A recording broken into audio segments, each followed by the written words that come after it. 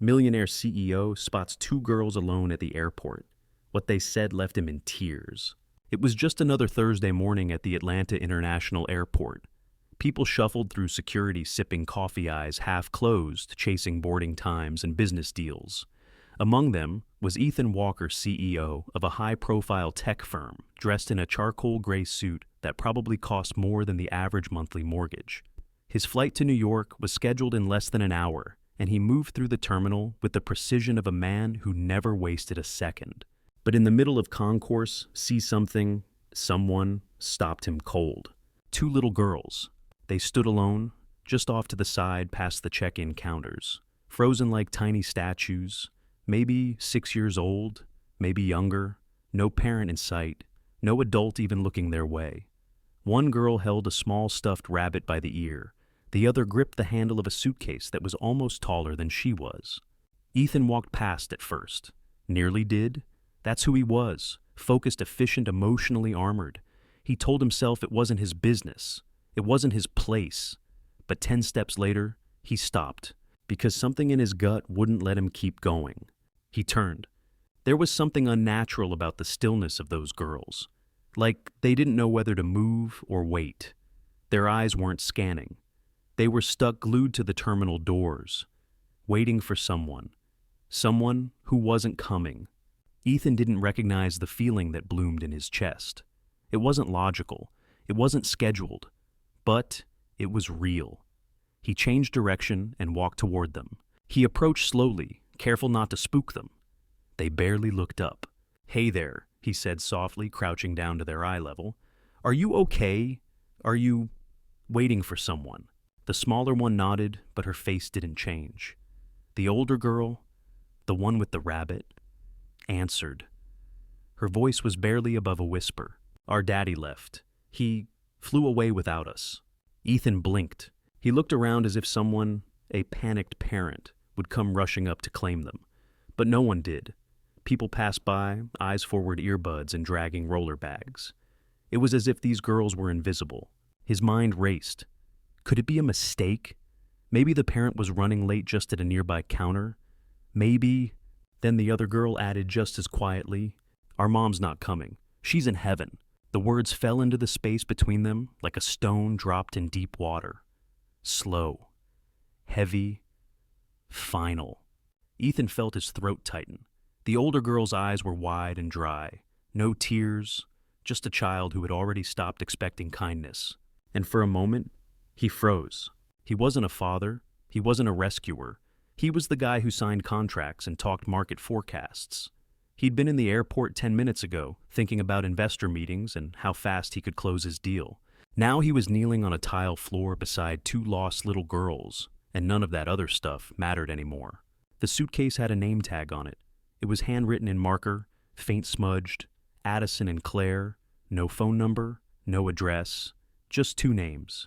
That was all their father had thought to leave behind. Who does that, Ethan thought? What kind of man flies away and leaves his daughters at a terminal like lost luggage? His jaw clenched and something unfamiliar stirred in him. Anger, maybe? Guilt? Compassion? He couldn't name it, but he couldn't walk away. Addison looked up at him. "Is it okay that we sit here?" she asked. Ethan nodded. "Yeah, but you won't be sitting alone."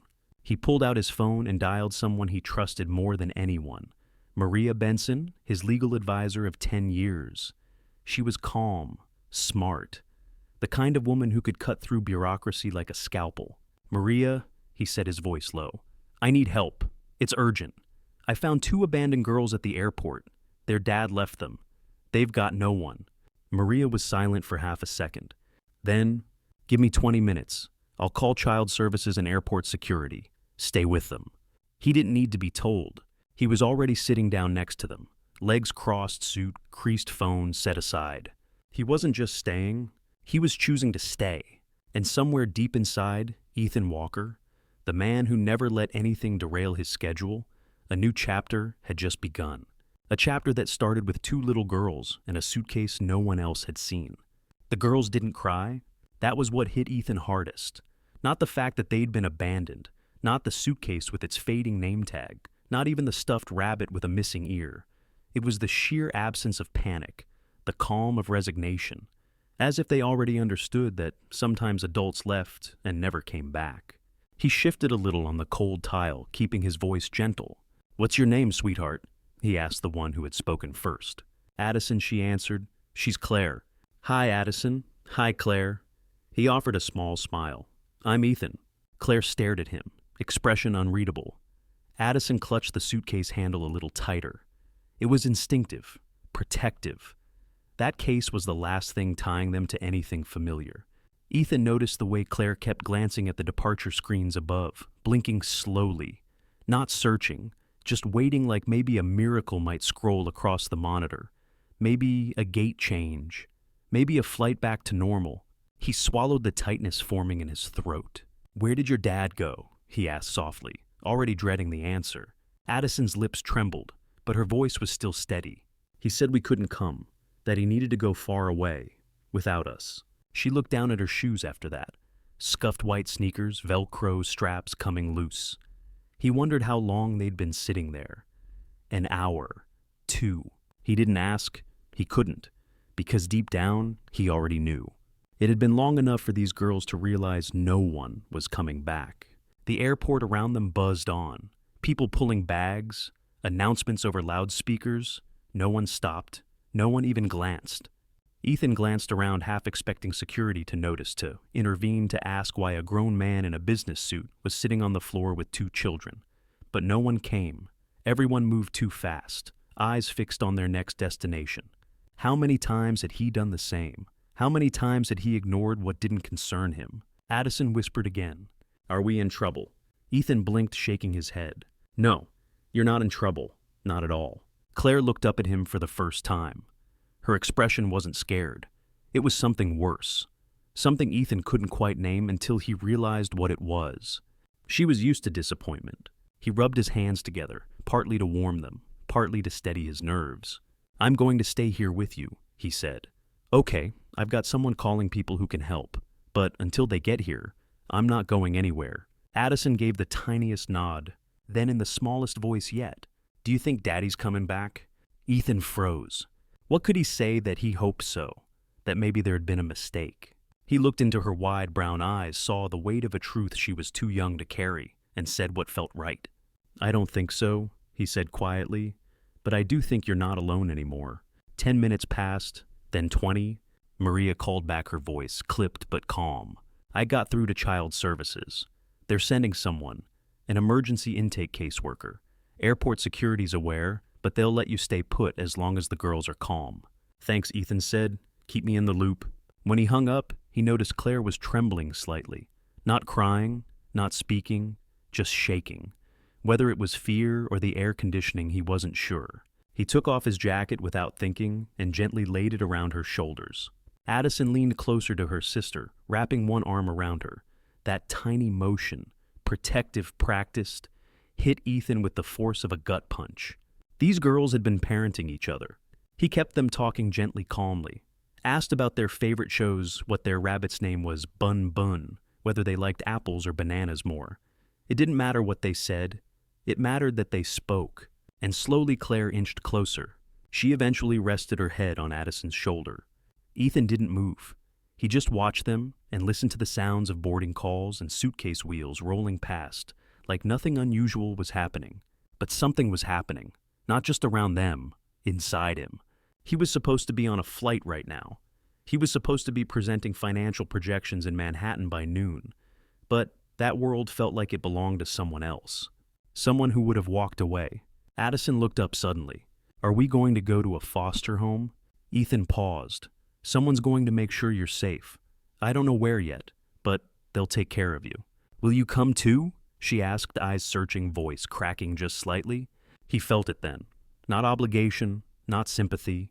A pull, a connection, something rare, something real. "If they'll let me," he said, his voice low. Honest. "Yeah, I'll be there." Claire shifted and placed her hand gently on his wrist. A touch so small, so unassuming it nearly shattered him. Because in that moment, Ethan realized they were asking if someone would choose them. And for the first time in their lives, maybe, they had an answer. By the time the caseworker arrived, over an hour had passed. The terminal had shifted around them like the tide, New faces, new voices, new flights called over the intercom. But Ethan hadn't moved, not even when his assistant called 3 times. Not when the airline texted him a final boarding warning.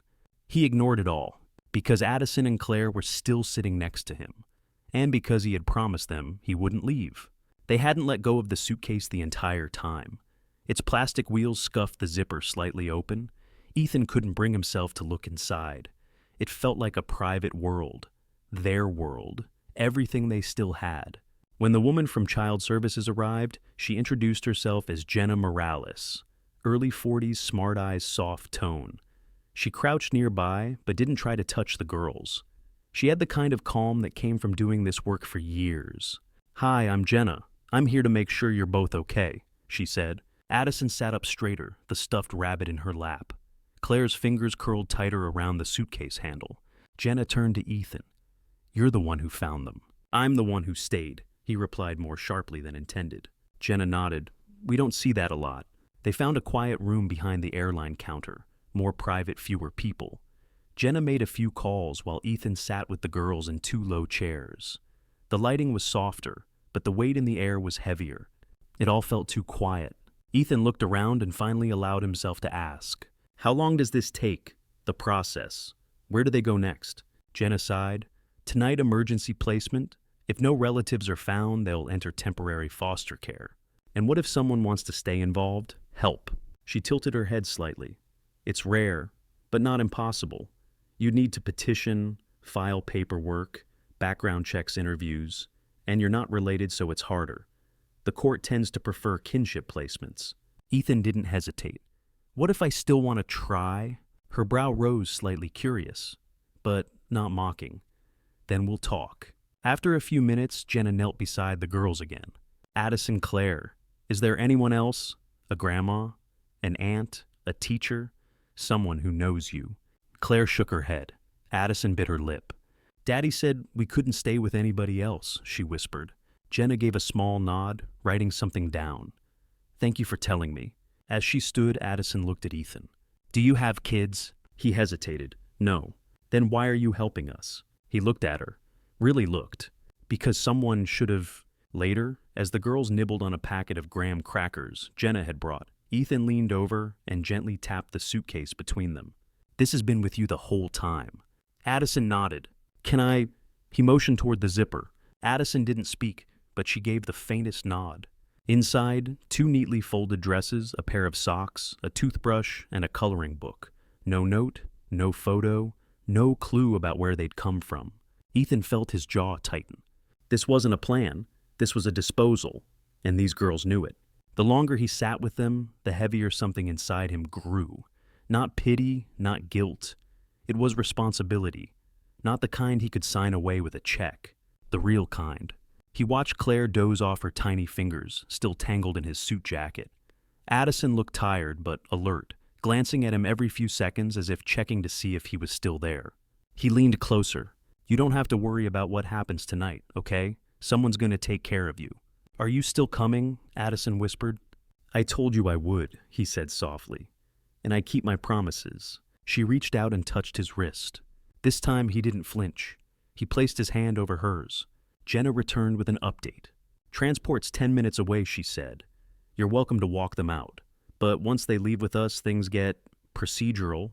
"I understand," Ethan replied, though every part of him hated it. When she left the room again, Addison asked the question he hadn't prepared for. "Can you come with us, like, forever?" Ethan swallowed hard. "Do you want me to..." She nodded slowly. "I don't want to go if we're just going to be left again." He took a breath. "Then I won't let that happen." When the van arrived outside, Ethan walked them to it. Claire held his hand. Addison walked silently beside him, her rabbit tucked into her arm.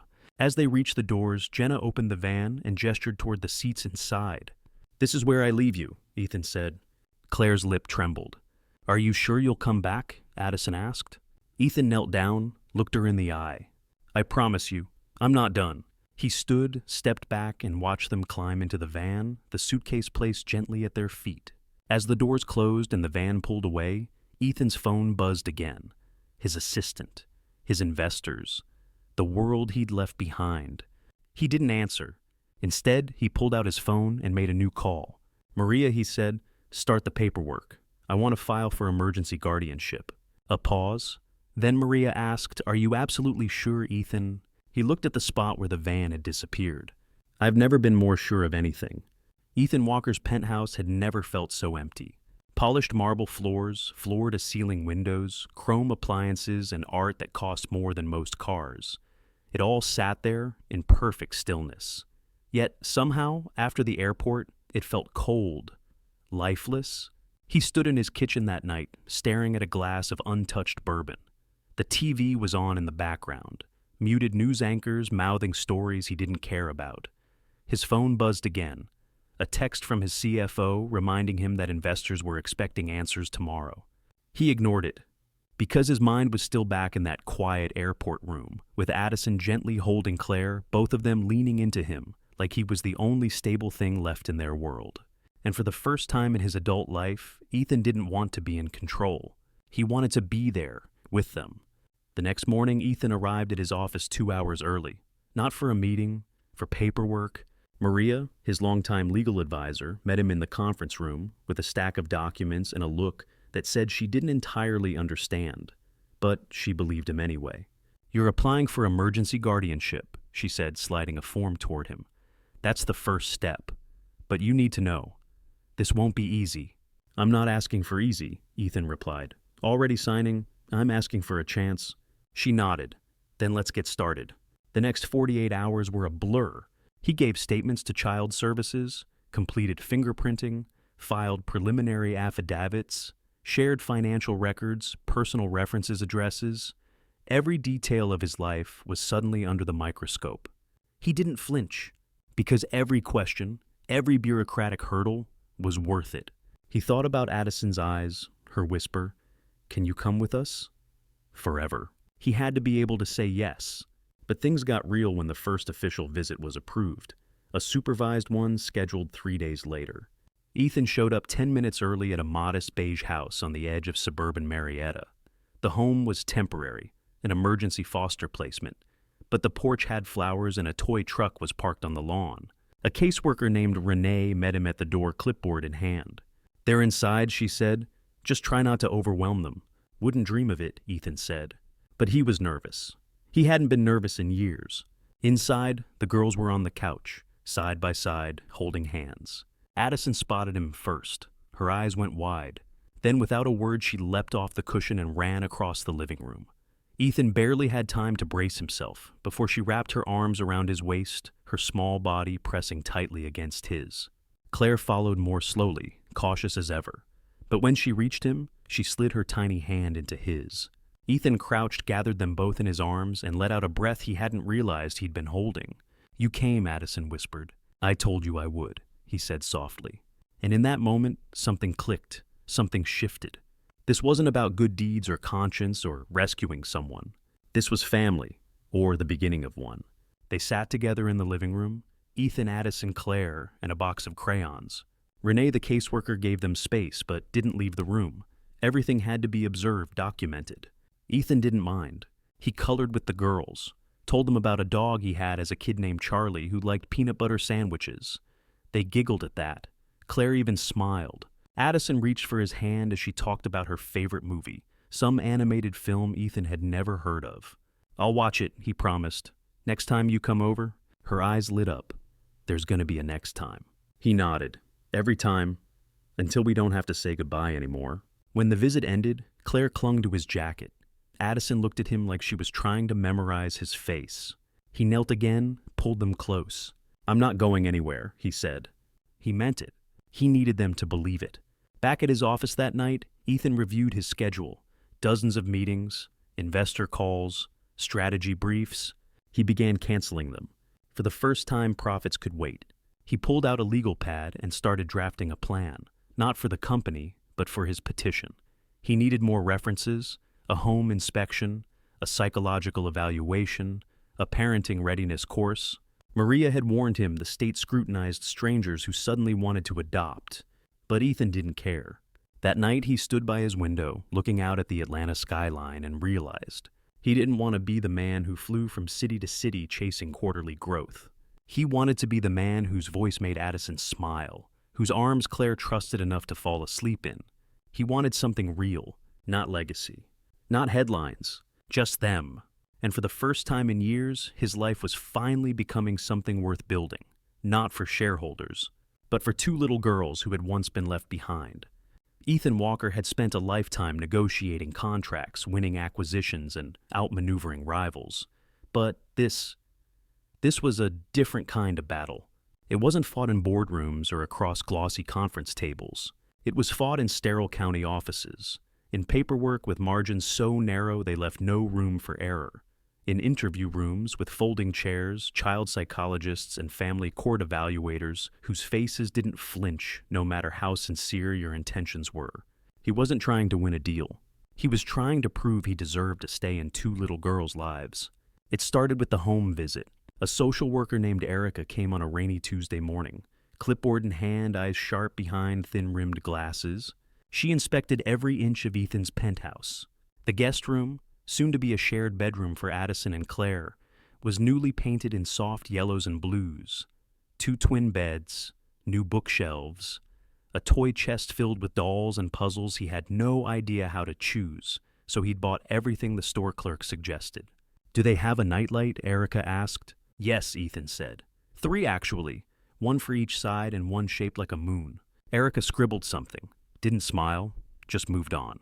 He offered her coffee. She declined. It was going to be a long process. Next came the background check. Standard, necessary, invasive. They dug into everything: tax records, medical history, business lawsuits from a decade ago, even gossip articles about Ethan's bachelor lifestyle. Maria handled the logistics, but Ethan still had to sit for a psychological evaluation. The therapist, a calm man named Dr. Harding, asked him everything from his views on discipline to whether he had unresolved childhood trauma. At one point, the therapist leaned forward and asked, "Why are you doing this? Be honest." Ethan didn't flinch. "Because they asked me if I'd come back," he said, "and I knew I couldn't live with myself if I didn't." Every visit with Addison and Claire became an anchor for him. He brought them new coloring books, puzzles, a hand puppet that Addison insisted on naming Captain Jellybean. They laughed more each time, but the moment the caseworker announced 10 more minutes, Claire would shrink. Addison would grow quiet. It killed him. "I don't like leaving," Addison whispered one afternoon as she hugged him. "I don't either," he said. "But one day we won't have to." She gave a small nod. "Promise." "I promise," he said, clearly, firmly, like it was carved in stone. Then came the court-appointed family visit supervisor report. Renee, who had quietly observed every supervised visit, wrote a glowing letter. She described how the girls visibly relaxed when Ethan entered the room, how they sought him out for comfort, how they spoke about him during the week. She called the bond deepening and genuine. Still, it wasn't enough. Not yet. Ethan had to sit for a second interview with Child Protective Services, where a panel of 3 officials asked him question after question.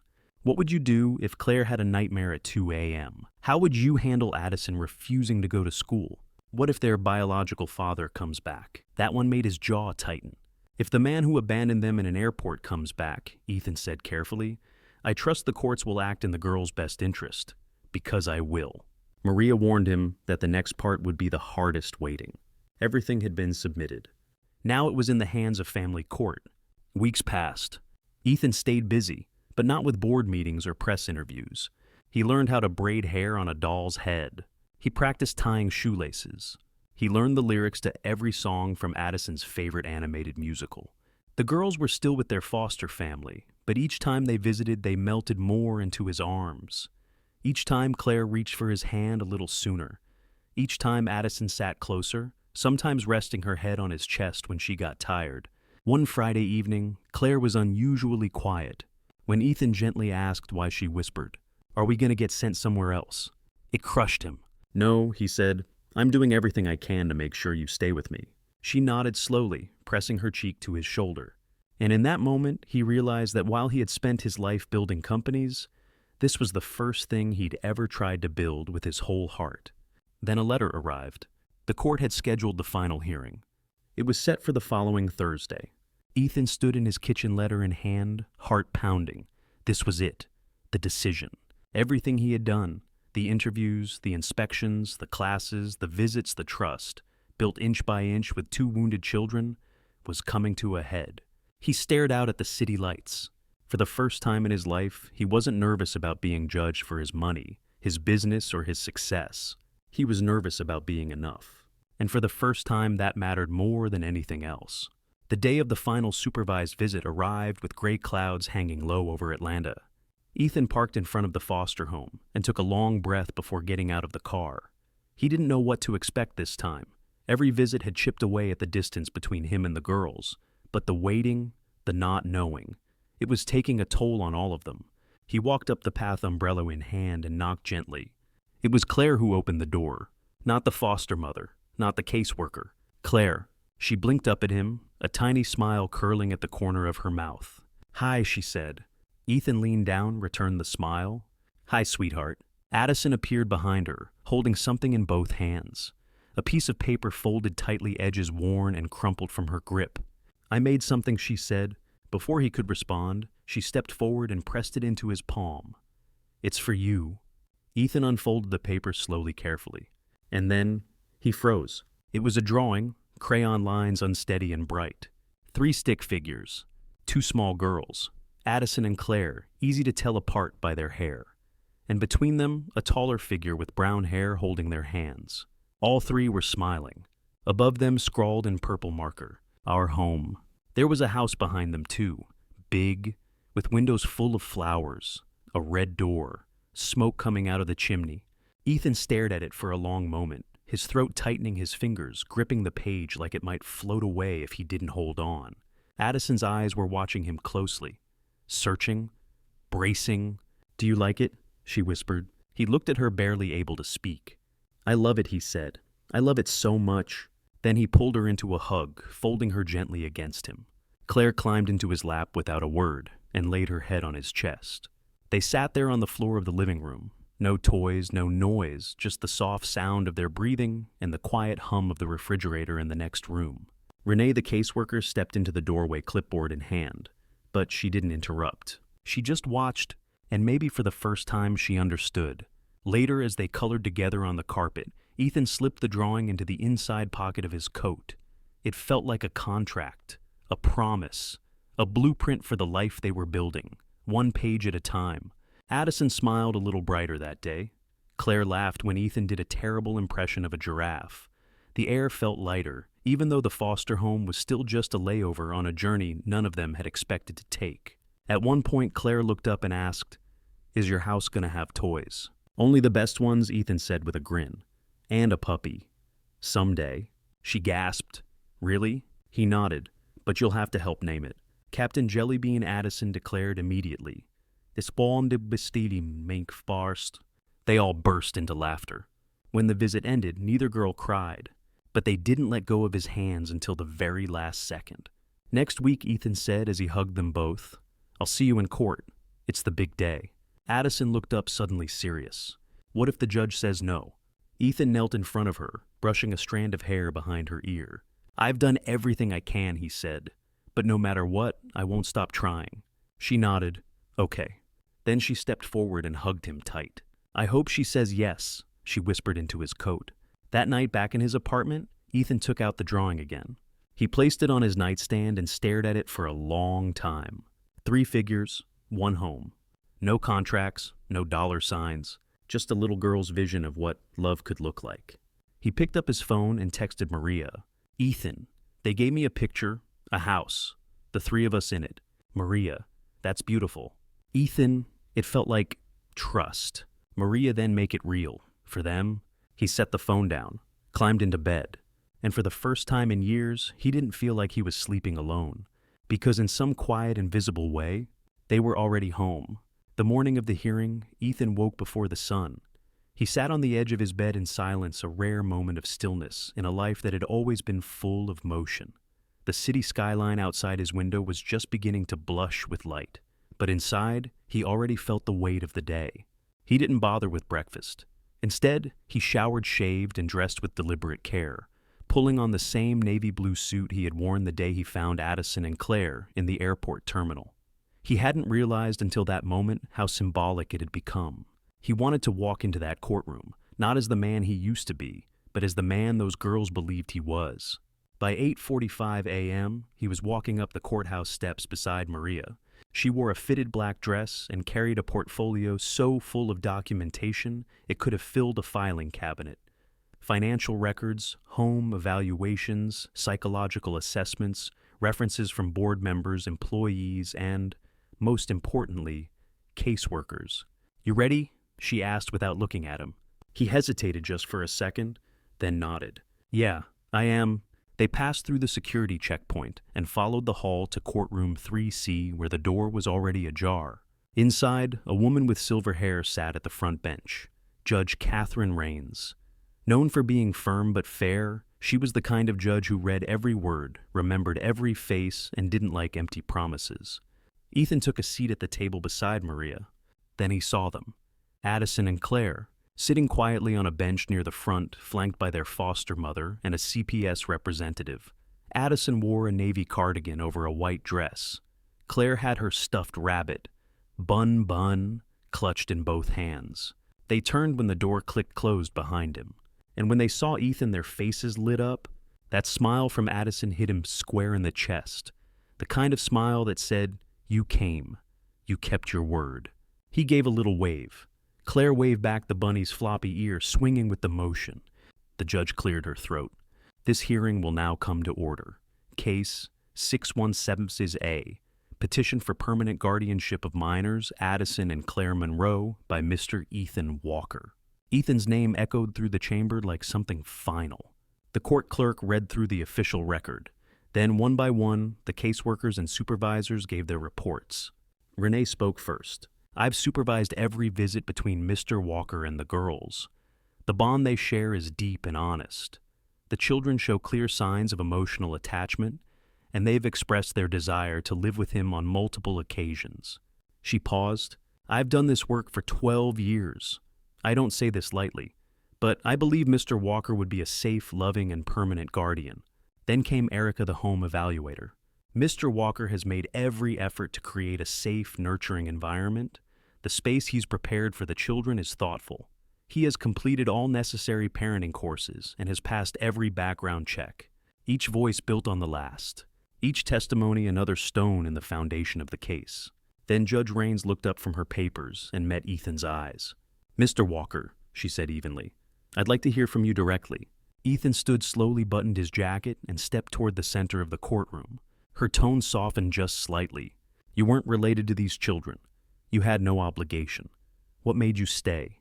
Ethan took a breath. Then another. "When I first saw them, he said they were standing alone in an airport, holding a suitcase. No one else noticed. Everyone just walked by." He paused, remembering the cold tile, the fluorescent lights, Claire's whisper. "But they looked at me." He continued, voice thick, and I knew in that moment I couldn't walk away. Not then, not ever. He looked down at Addison and Claire. "I didn't go looking for them, but I think maybe they were meant to find me." The judge said nothing for a long moment, then nodded once and returned to her notes. The silence that followed was heavy.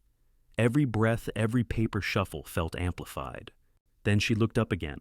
"In the matter of permanent guardianship of Addison and Claire Monroe, she began this court, has reviewed the evidence heard from all relevant parties, and considered the best interests of the children."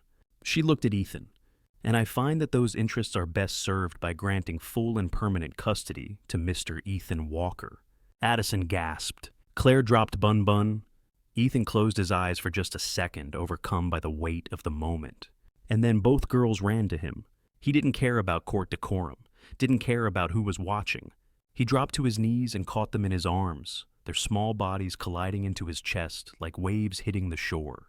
"I told you," he whispered into Addison's hair. "I told you I'd be here." She nodded, crying and laughing at the same time. Claire squeezed tighter. "Are we really going home?" Ethan kissed the top of her head. "We are, all of us." Judge Rains smiled, just a little. And Maria wiped something from her eye. When they walked out of the courthouse into the bright Georgia sunlight, Claire held Ethan's left hand. Addison held his right. And as they stepped into the parking lot, Addison looked up. "So, do we get to live in the house from my drawing?" Ethan smiled. "We'll make it even better." The car ride home was quiet. but not the kind of silence that used to haunt Ethan Walker's life. It was the soft, exhausted quiet that comes after a long-held breath is finally released. The kind of silence that wraps around you like a blanket and says, "It's okay now. You can rest." Addison sat in the back seat, her hand wrapped gently around Claire's, who had fallen asleep against her shoulder. Bun Bun was nestled between them, his matted ear peeking out from under Claire's arm. Ethan glanced in the rearview mirror, his heart catching at the sight. They're mine, he thought. They're really mine. But he knew better than to think the hardest part was over. The house was ready, clean warm, with 2 twin beds freshly made in the new bedroom, the walls painted soft yellow, just like Addison said she liked. A welcome banner hung over the hallway entrance, hand-lettered by Ethan himself, with the kind of crooked letters that made the girls giggle when they saw it later. But the transition wasn't perfect. Addison woke up crying the first 2 nights, dreaming that the court had changed its mind. Claire clung to Bun Bun like a life preserver and flinched when the doorbell rang unexpectedly.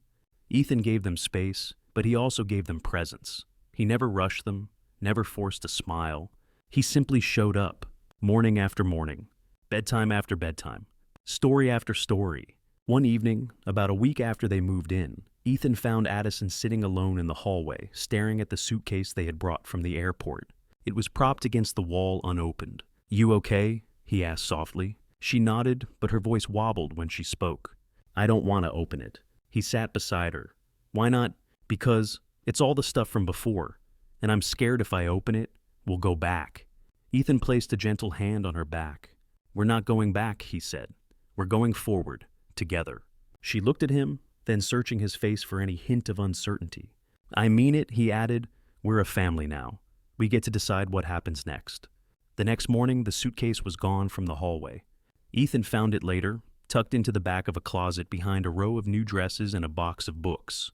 The girls never mentioned it again. Weeks passed. The girls adjusted slowly but surely. Claire started preschool and drew a picture of a house with a tall man, a short girl, and a bunny. She labeled them carefully Daddy Me and Bun Bun. Addison began asking if they could plant flowers outside the house, like the ones in the drawing. Ethan bought gardening gloves the next day. Some nights when Ethan stood in the hallway outside their bedroom and listened to them giggle under their blankets, he felt something that used to scare him, vulnerability. But now, it didn't scare him at all.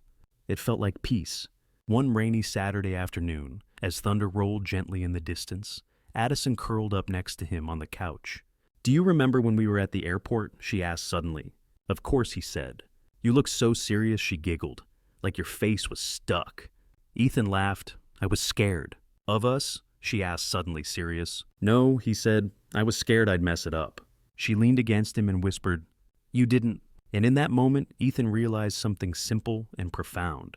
This wasn't a story of rescue. It was a story of mutual redemption. He hadn't just given Addison and Claire a home. They had given him one too. Sometimes the most life-changing journeys don't begin with grand intentions. They begin with a quiet moment, a sudden pause in a crowded place, a decision not to look away. For Ethan Walker, it started with 2 little girls in a suitcase. No plan, no guarantee, just the instinct to stay when everything else told him to walk on. He wasn't perfect. He didn't have parenting experience or all the answers. What he had was presence, patience, and the courage to let his world be rearranged by love. Addison and Claire in turn weren't looking for a hero. They were just hoping that, for once, someone would mean it when they said, "I won't leave."